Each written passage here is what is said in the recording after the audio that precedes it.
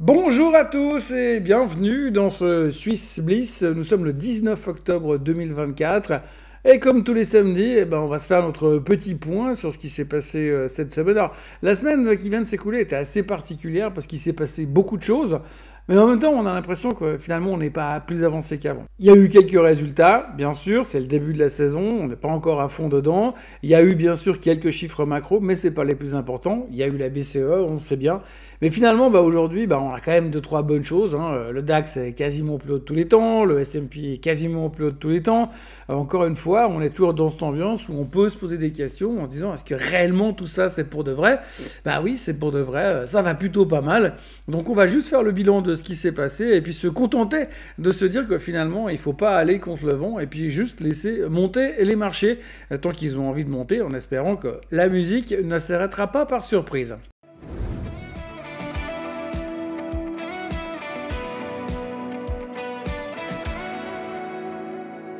Alors tout d'abord, saison des earnings, on va essayer de faire rapidement. J'en ai parlé tout au long des Morning Bull, donc il n'y a pas raison de faire un retour là-dessus pendant des heures. Ce qu'il faut retenir globalement, c'est que pour l'instant, ça se passe pas mal. On l'a vu au niveau des bancaires. Les banques d'affaires fonctionnent toujours très très bien. Tout ce qui est opération boursière cartonne, ce qui est aussi bon pour les marchés, puisque si ça fonctionne au niveau des opérations boursières, ça veut dire qu'il y a de l'intérêt sur les marchés, ça veut dire que les gens investissent.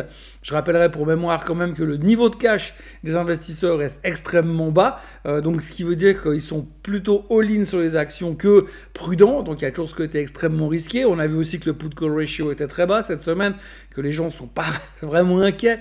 Il n'y a pas vraiment besoin de se hedger. On a vu que la volatilité n'était pas très haute non plus. On finit cette semaine avec une triple witching, une triple échéance, mais franchement ça ne va pas changer grand-chose vu la situation. Aujourd'hui on est vraiment en mode FOMO. On a vraiment l'impression qu'on a peur de rater le moindre mouvement haussier. Alors ce qu'il faut surtout retenir jusqu'à maintenant, c'est que ça va. On va pas aller contre le vent, les résultats sont globalement bons. On l'a vu aussi sur des boîtes comme TSMC jeudi dernier. En revanche, c'était un petit peu moins drôle sur ASML. Alors là aussi, vous pouvez vous référer à ce qui s'est passé sur ASML mercredi matin, puisque ces idiots, en guillemets, ils ont réussi à publier leurs chiffres trimestriels trop tôt, mais en plus ils sont mauvais, donc résultat, grosse correction, un sale temps et sale époque pour ASML. Mais par contre, ce qu'il faut retenir au milieu de tout ça, c'est que pour l'instant, le feedback que l'on a, c'est que tout ce qui se passe, tout ce qui est lié à l'intelligence artificielle continue de fonctionner très très bien. Donc ça c'est plutôt rassurant puisque Nvidia est de nouveau au plus haut de tous les temps, ou pas très loin du plus haut de tous les temps. Donc les choses se passent bien, toujours du côté de la tech, mais surtout au niveau de l'intelligence artificielle. Le Nasdaq a toujours du retard, bien sûr, c'est assez symptomatique. Pour l'instant, on sent qu'on veut bien de la tech, mais on aimerait bien être un petit peu plus confiant à ce niveau-là. Donc pour l'instant, c'est un petit peu encore tendu sur la tech, mais au fur et à mesure des jours qui vont venir, puisque bien sûr, les jours qui nous attendent vont nous amener plein de résultats trimestriels et on aura le temps d'en discuter beaucoup. Alors comme je vous l'ai dit hier, moi je ne serai pas forcément là toute la semaine, mais quand il y aura des choses importantes, je me permettrai peut-être de vous faire des petites vidéos plutôt courtes pour vous expliquer ce qui se passe un petit peu sur les sociétés et qu'est-ce qui se passe surtout au niveau des earnings. Notons encore les chiffres de LVMH, on risque de parler beaucoup du luxe dans ce Swiss Bliss, parce que finalement vous avez vu dans LVMH a eu des chiffres qui n'étaient pas bons. Évidemment ça ralentit sur l'Asie, évidemment on attend toujours des nouvelles du côté de la Chine, la Chine qui parle beaucoup mais qui donne pas vraiment ce qu'on aimerait avoir. Le marché s'est envolé sur ses premiers pas de stimulus il y a quelques dizaines de jours en arrière, et depuis on attend d'avoir plus de détails, et puis comme je vous l'ai dit moult fois, pour l'instant on attend toujours des réponses un peu plus claires et voir à quel moment on va commencer à aider finalement le consommateur qui lui pourrait être appelé à prendre l'avion et aller dépenser au niveau du luxe. On a vu cette semaine que tout ce qui était horloger, ça s'est très très mal passé. Il y a eu les ventes horlogères qui ont été annoncées cette semaine en Suisse, c'est une catastrophe, c'est pas bon. Alors ça va, chez Rolex, chez Patek, ça continue à bien fonctionner, mais les exportations à direction de l'Asie sont en ralentissement. Donc c'est aussi des signes comme quoi les gens font plus attention, ils consomment moins ce type de produit. Et encore une fois, on a besoin qu'il y ait une relance au niveau de la Chine. La Chine d'ailleurs qui a publié son PIB cette semaine, PIB qui était plutôt meilleur qu'attendu, en ligne avec les attentes, mais on a vu que l'accélération du PIB avait l'air de se produire. Alors peut-être pas forcément à cause du stimulus, mais on voit que la Chine a l'impression de commencer à guérir peut-être, et finalement il y a encore un petit potentiel haussier là derrière, mais si vous regardez sur l'aller-retour qu'a fait le marché chinois ces derniers temps, eh bien on est redevenu en zone de correction, hein. Donc, explosion, plus de 10% de baisse, donc on est en zone de correction sur le marché chinois et sur Hong Kong, et on s'interroge pour la suite des événements. Pour l'instant, j'ai envie de dire que la suite des événements, soit ce sera l'économie qui va se reprendre d'elle-même et ça prendra quelques mois, soit alors le gouvernement va revenir encore une fois à la rescousse pour nous aider, mais pour l'instant, on est en pending, tout comme LVMH, tout comme des Richemont, tout comme tout ce genre de sociétés liées au luxe. La BCE, j'en ai parlé dans le Morning Bull d'hier, 0,25% de baisse, c'était attendu. Tout le monde est en train d'analyser encore ces chiffres, mais a priori, on attend une autre baisse de 0,25 pour le mois de décembre. Et puis après, on verra. J'ai envie de dire qu'il y a des projections qui sont déjà faites pour aller voir beaucoup plus loin. Mais en ce qui me concerne, je vais quand même rester hyper prudent sur ce qui s'est passé et ce qui se passera sur la BCE. Madame Lagarde a monté une grande confiance.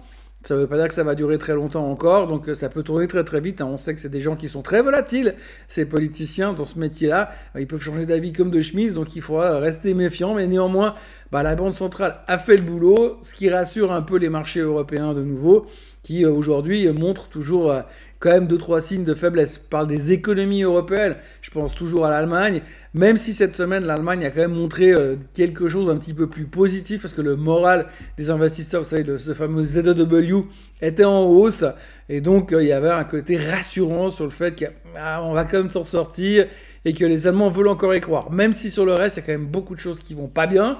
Je pense qu'on a un peu été trop vite en besogne en oubliant les profit warnings de toute l'équipe Volkswagen, Daimler et BMW. Donc tout ça, c'est des choses qui risquent de nous revenir un petit peu dans quelques temps. Toujours beaucoup de problèmes structurels en Allemagne. Donc on va peut-être pas vendre la peau de l'ours avant de l'avoir tué. Mais en tout cas, si on regarde sur ce qui a été publié cette semaine, c'était plutôt constructif sur l'Allemagne.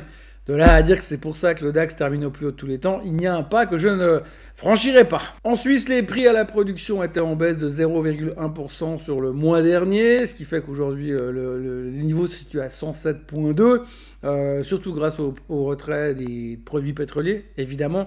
On a vu que le pétrole, je vais y revenir dans 10 secondes, mais on a vu que le pétrole était bien revenu ces derniers temps, donc ça a un peu de conséquences aussi sur les prix à l'importation de la Suisse. Donc forcément, c'est plutôt encourageant. Sur une année, par contre, on nous a dit que les prix à l'importation, les prix en général avaient baissé de 1,3% selon l'OFS. Et puis alors, le pétrole, on peut en parler des heures et des heures et des heures, mais on va pas perdre de temps avec ça. Le pétrole est revenu sur les 70. Maintenant, la grande question, c'est de savoir comment la guerre au Moyen-Orient, ce risque d'embrasement qu'on a au Moyen-Orient, est-ce qu'il va pouvoir se calmer maintenant que certains chefs du Hamas ont été exécutés? C'est la grande question qu'on va se poser. C'est ce que les Israéliens sont prêts à s'arrêter? Ça, il faudra surveiller ces prochains temps. Est-ce qu'on peut avoir une réponse? Si vraiment, il y avait vraiment une intention d'arrêter la guerre, à ce moment-là, on pourra dire qu'il n'y a plus de tension, il y a moins d'embrasement. Résultat, le pétrole peut rebaisser, mais pour l'instant, il reste quand même accroché à la zone des $70 sur le WTI. Et puis, pour fêter cette fin de semaine, l'or est au plus haut de tous les temps. Alors, est-ce que c'est une bonne nouvelle ou pas? On sait que l'or, c'est le refuge contre l'inflation. Et c'est aussi la valeur refuge dans tous les sens. Ce qui veut dire que si les gens achètent de l'or, c'est qu'ils ont peur que l'inflation reparte. On l'a vu récemment que ça repartait quand même gentiment aux États-Unis. Soit simplement, ils veulent se protéger contre je ne sais pas quoi, parce que si embrasement il y a, je suis pas sûr que le fait d'avoir des lingots d'or dans la cave, ça va changer grand chose. Et puis, dernier chiffre, autant les chiffres du déficit, autant les chiffres du budget français font peur, autant l'inflation ne fait plus peur du tout, puisque le mois dernier, on était à 1,1% en France.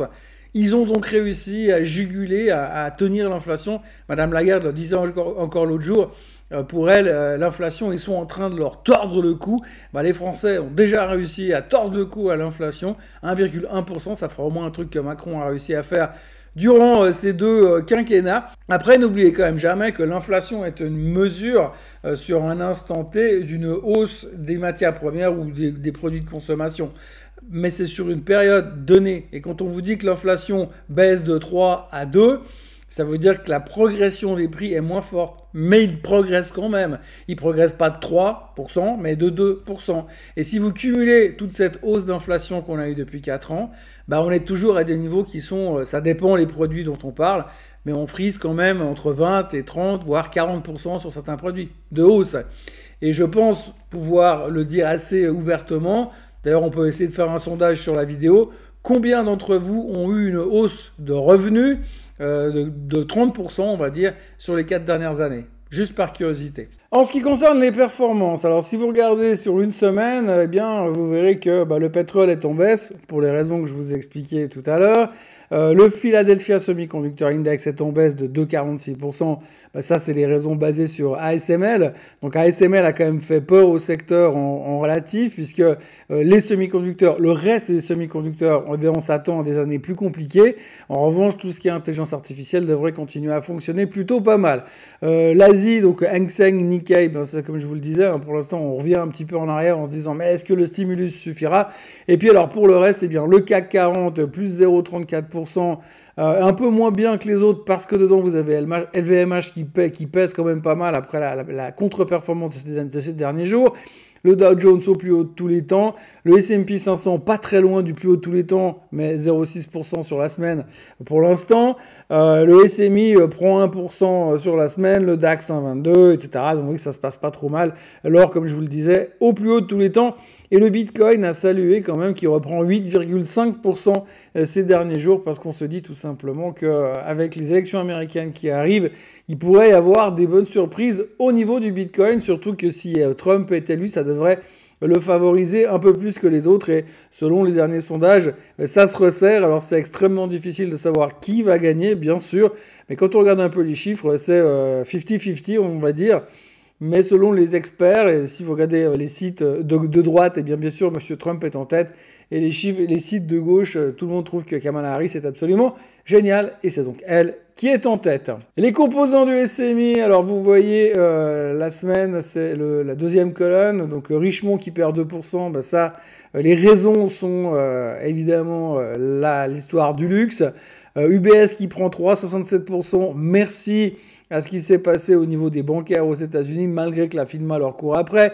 Nestlé qui rebondit de 2%, Logitech qui prend 4%, Roche qui prend 1,6%, et puis Givaudan qui perd 2,12% sur la semaine, Novartis qui prend 1,57%, 59%.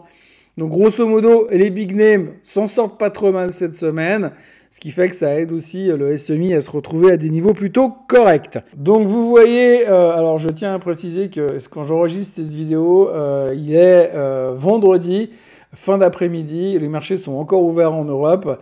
Donc évidemment, si tout d'un coup il y a des grosses variations après coup, j'aurai peut-être des données qui sont un petit peu faussées. Mais comme vous le savez, à l'heure où vous verrez cette vidéo, moi je serai dans l'avion, donc je peux pas tout faire en même temps. Bref, le SMI, donc vous voyez on termine plutôt dans les hauts de la semaine, mais ce qu'il faut constater, c'est que l'indice pour l'instant, il a l'air de buter sur la zone des 12 350, plus ou moins, chaque fois qu'on arrive là, il revient. Et vous voyez que là, on est en train de combler un gap ici, donc ça c'est une bonne chose pour le SMI, tout d'abord. Maintenant, la question c'est comment est-ce qu'on va continuer? Quelle sera la suite des événements? On a toujours une résistance au niveau des 12 000, il faudra qu'on ait recherché ce niveau-là, puis après on a cette fameuse résistance là qui vient à 12 569. Mais pour l'instant, on va pas se plaindre et on dirait que la Suisse a vécu une relativement belle semaine. Pour une fois, ça nous change un petit peu. Mais encore une fois, vous l'avez vu, ça se voit tout de suite dès que les planètes sont alignées avec les big names, ça va beaucoup mieux. Le S&P 500, comme vous voyez, alors lui, on n'est pas au plus haut de tous les temps là pour l'instant, mais on verra ce vendredi soir où est-ce qu'on termine. Mais vous voyez qu'on a tenté une espèce d'inversion il y a quelques jours, mais on repart. Donc maintenant, ce qu'il faut vraiment se concentrer, c'est les highs ici qui passent par 5800, 5900, 5900 plus ou moins. Si on casse les 5900, on devrait pouvoir accélérer. Je vous rappelle qu'on a toujours cette figure, ce triangle ascendant qui est là. Donc si on confirme la cassure, ce qu'on est en train de faire pour l'instant, on a encore un petit bout pour grimper sur le S&P. Et quand on voit pour l'instant la qualité des résultats, du peu de résultats qui sont sortis, on est quand même à 80% de chiffres meilleurs que les attentes. Ça peut laisser augurer quelque chose de relativement constructif. Le Nasdaq 100, alors lui, il patauge dans la semoule pour l'instant. Vous voyez, on a cassé cette résistance. On est allé combler notre gap tout en haut ici sur le Nasdaq 100. Et pour l'instant, on n'arrive pas à donner le dernier coup de collier pour aller chercher les plus hauts historiques. Et les plus hauts historiques seront dictés par ce graphique-là, probablement, hein, le SOX. Pour l'instant, vous voyez qu'on avait cette magnifique tendance haussière qui a cédé. Et on voit vraiment que maintenant, on a plutôt tendance à buter sur les résistances maintenant qu'on est passé en dessous. C'est pas de très très bon augure. Il va falloir vraiment délivrer ces prochains temps au niveau des autres semi-conducteurs. Parce que après les bonnes nouvelles de TSMC et les mauvaises nouvelles de ASML, eh bien, il va falloir que les autres montrent clairement que la tendance, elle n'est pas dans cette direction. Mais s'il y a encore quelques déceptions qui corroboreraient les dires de ASML, ça risque d'être un petit peu violent. Parce que c'est vrai qu'aujourd'hui, on a constaté une chose quand même la semaine dernière, c'est que quand vous avez des bonnes nouvelles sur l'IA, ben, les titres ne montent plus vraiment autant que ça. Alors que les mauvaises nouvelles ont un impact quand même beaucoup plus violent. Ça, il y aura quand même la performance de Taiwan Semiconductor sur la semaine. Le Dow Jones est au plus haut de tous les temps. Lui, c'est le héros de la semaine. Bon, à l'intérieur du Dow Jones, il y a 2-3 titres qui tirent, qui continuent à tirer relativement pas mal. Des Apple qui vont bien, des Cisco qui ont été upgradés. Donc, ceci justifiant un peu cela, mais c'est assez impressionnant. Je ne sais pas si c'est hyper rassurant parce qu'en général, dans les gros bull market, en général, c'est les gros indices qui tirent. Le Dow Jones, c'est des big caps, mais c'est que 30 titres et c'est jamais très très représentatif. Alors ne nous faisons pas non plus trop d'idées sur le Dow Jones. En Europe, le DAX au plus haut de tous les temps. Vous voyez, alors, confiance du consommateur, c'est limite euphorique le DAX. Alors il y a des choses qui vont bien à l'intérieur, mais encore une fois, l'économie, méfiance. Le CAC 40, lui aussi, en relativement bonne forme sur les 3 dernières séances de la semaine. Pourvu que ça dure, on est en train d'essayer de casser la moyenne mobile des 200 jours. J'ai envie de dire que si le CAC termine la semaine dans 2 heures comme maintenant à 7600 points, je pense qu'il y a un peu d'espoir pour aller chercher un peu plus haut et chercher en haut de ce range. Là, on est en train de casser la moyenne mobile des 200 jours. Ça serait enfin une bonne nouvelle, même si on a toujours un peu peur des éventuelles instabilités politiques à venir. Le pétrole, alors vous voyez le pétrole, bah ça casse, hein, donc je vous en ai parlé très brièvement tout à l'heure en introduction. On a cédé depuis que finalement les Israéliens n'ont pas répliqué à la première attaque de l'Iran, et donc depuis on se dit ils vont répliquer, ils vont pas répliquer, ils vont répliquer, ils vont pas répliquer, ils vont répliquer, ils vont pas répliquer. Pour l'instant ils répliquent pas, et moins ils répliquent, plus le pétrole est vendu, sans compter que maintenant, un des objectifs principaux d'Israël, à savoir exterminer le management du Hamas, a été atteint. Résultat, eh bien, le pétrole est en train de baisser. Donc là, à l'heure où je vous parle, on est à 69,11, qui correspond exactement à l'instant T à un support dans cette zone-là. Vous voyez cette ascendance-là, ici, cette tendance haussière. On est en train de se poser dessus et de la tester. Donc si ça casse là, hein, alors là, attention, parce que si ça devait casser ici, on peut tout de suite imaginer des mouvements d'une ampleur un petit peu plus importante sur le baril, c'est-à-dire des mouvements comme ça, hein, c'est un triangle aussi. Tac, tac, et si on répercute notre triangle, vous voyez que ça peut aller plus bas. Et on revient finalement sur les 60, 50, bon là c'est 55 $, mais sur les 60, 55 par là autour, c'était un peu ce qu'on avait comme target avant. N'oubliez pas non plus, que il y a toujours pas mal de stress au niveau du pétrole. Et puis surtout, il y a aussi pas mal de banques d'affaires qui sont venues upgrader le baril en disant que ça pouvait facilement exploser en direction des 95 voire 100 $ ces prochains temps, si ça y avait un embrasement au Proche-Orient. Mais pour l'instant, il n'y a pas d'embrasement. Et je termine avec le seigneur du moment, l'or. Voilà, il n'y a rien à dire. Techniquement, on a cassé. On a cassé, il n'y a pas de raison de se poser d'autres questions. J'ai envie de vous dire que par rapport à ces configurations de triangle ascendant qu'on avait ici, là où on casse, pour moi, on va à 2850, 2900 sur l'or.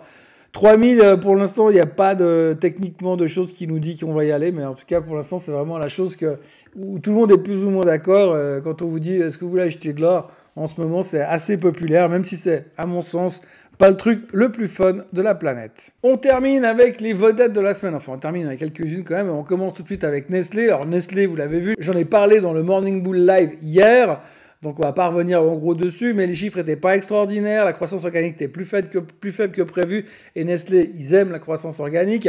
Le CEO a néanmoins réussi à rassurer, le nouveau CEO, a néanmoins réussi à rassurer les investisseurs, ce qui fait qu'il y a quand même un peu d'achat sur Nestlé qui se retrouve dans une meilleure situation qu'elle ne l'eût été il n'y a pas si longtemps que ça. Je vous rappelle que c'est l'action qui est le plus détestée à l'intérieur du SMI, mais là, on semblerait être en train de dire que peut-être il y a un truc qui est en train de changer et qu'il ne faudra pas s'entêter trop longtemps si elle venait à changer de direction. Vous voyez le graphique de Nestlé, hein, alors il n'y a pas grand-chose à regarder. Pour l'instant, la tendance elle est tellement établie que je ne vais pas vous faire un dessin sur d'où ça vient, cette tendance baissière. Mais en tous les cas, vous voyez que hier, on a eu ce gros rebond, que pour l'instant, on hésite. On est allé chercher la moyenne mobile des 50 jours à 86,91. Il va falloir confirmer ça très rapidement, sinon ça risque d'être un tout petit peu embêtant.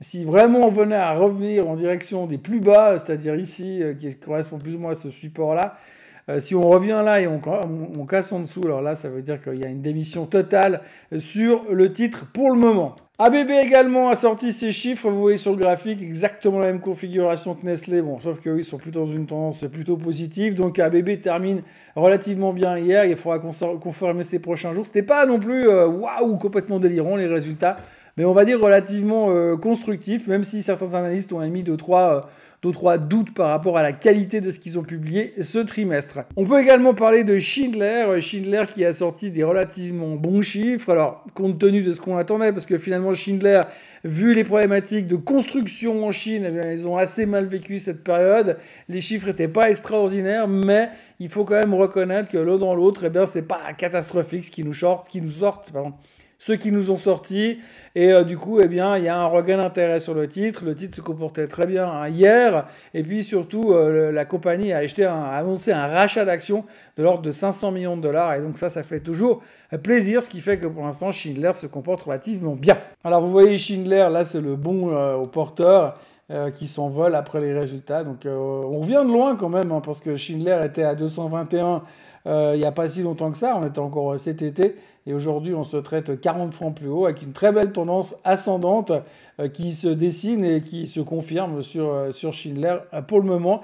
Et encore, tout ça, si on tient compte du fait que l'environnement est pourri à cause de la construction qui a le trouillemètre à zéro en Chine. Ça, c'est Bossart, c'est une boîte qui fait des systèmes de fixation. Alors, chiffres catastrophiques qui sont sortis, nettement en dessous des attentes, ralentissement, coupe dans les prévisions et en gros des commentaires qui viennent de la communauté des analystes qui disent qu'il n'y a absolument rien à attendre sur Bossart pour l'instant. On notera encore que Doc Morris a amélioré ses recettes au troisième trimestre. Ils attendent néanmoins une perte opérationnelle pour toute l'année 2024 et ils vont en l'occurrence fermer plutôt un centre de logistique à Halle en Allemagne. Donc on coupe les coûts, c'est pas l'euphorie non plus. On attendait tellement de cette société lors de la mise en place des ordonnances électroniques en Allemagne qu'on voit qu'on est revenu à un niveau qui est un petit peu qui fait un petit peu peur pour l'instant. Donc pas grand chose à attendre non plus de Doc Morris pour le moment. On est en mode on coupe les coups et on serre les fesses jusqu'à la fin de l'année. Voici le graphique de VAT Group. Alors VAT Group a publié ses résultats cette semaine. Vous voyez que la chute était assez épique en tout début de semaine. Ça c'est simplement eux ils fabriquent des pompes à vide et ils travaillent en collaboration avec le secteur des semi-conducteurs. Résultat, vous avez ASML qui vous annonce un truc pareil. Vous avez un peu tous les secteurs et tout ce qui était parallèle autour qui se sont fait déglinguer.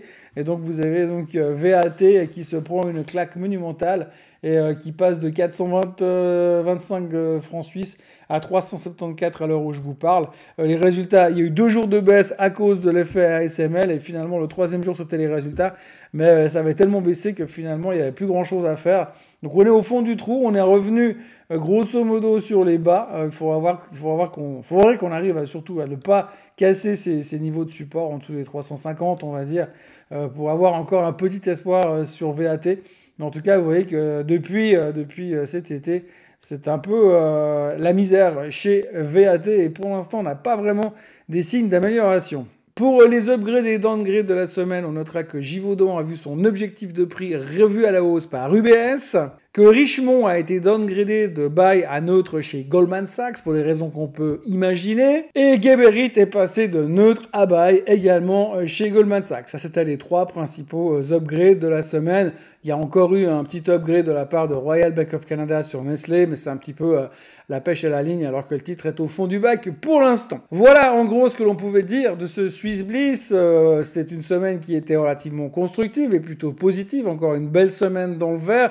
On arrive gentiment sur la fin de ce mois d'octobre. Généralement, c'est un mois qui se passe plutôt pas mal, sauf les mois quand il y a des élections américaines. C'est le cas, donc c'est peut-être pas encore terminé. On peut encore se faire secouer. Comme je le disais hier dans le Morning Bull, je suis en vacances la semaine prochaine. Et en général, quand je suis en vacances, il se passe des trucs, sait-on jamais. Mais c'est vrai que la grande question qu'on peut se poser aujourd'hui, et j'en parlais encore avec quelqu'un il y a quelques jours, pour la préparation d'une conférence que je donnerai au mois de novembre, eh bien aujourd'hui on a cette espèce d'engouement sur les marchés et les gens ne se posent plus aucune question, il faut juste acheter le marché, attendre et revendre plus haut et gagner beaucoup d'argent et plus personne ne se pose de questions. On sait que par moment c'est des chocs exogènes ou des grosses surprises qui font que les marchés se font casser la gueule. Pour l'instant, il n'y a rien. On s'était dit, la Russie et l'Ukraine, c'est compliqué. On a oublié. On s'était dit, l'inflation, c'est compliqué. On a oublié. On s'est dit, la baisse des taux, c'est compliqué. On a oublié. Les conflits israélo-palestiniens, iraniens, on a oublié. Aujourd'hui, franchement, on cherche un petit peu les raisons qui pourraient faire baisser le marché. Je regardais encore les interviews, les débats et les reportages sur Trump et Kamala Harris. Encore une fois, vu de l'extérieur, quand vous voyez ce qui est en train de se passer, franchement, ça donne pas envie d'avoir ni l'un ni l'autre à la présidence. Elle est absolument nulle. Lui, il est proche de la folie, j'ai l'impression. Donc, franchement, ça revient toujours sur la même chose. Si vous me laissez le choix entre Kamala Harris, Donald Trump ou une chèvre, moi, je voterai pour la chèvre. Les marchés, on verra comment ils vont se comporter ces prochains temps. On aura bien sûr l'occasion d'en reparler. Moi, je vous l'ai dit, cette semaine, ce sera une semaine surprise. Je ferai des vidéos quand je peux, où je peux, en fonction d'où je suis. Et puis, je vous retrouve de toute façon pour un Swiss Bliss samedi prochain, puisque je rentre avec l'avion samedi matin. Donc, entre deux, portez-vous bien. Profitez de tous les rayons de soleil qui arrivent. D'ailleurs, moi, je suis sorti de mon studio parce qu'aujourd'hui, il faisait soleil. Passez une très belle journée, un très bon week-end pour ceux qui sont en vacances, parce que je sais que c'est des vacances des jeunes voix. Profitez des vacances. Et puis, on se revoit de toute façon très bientôt. Je suis jamais très très loin. Allez, bonne journée à tous. À bientôt. Bye bye.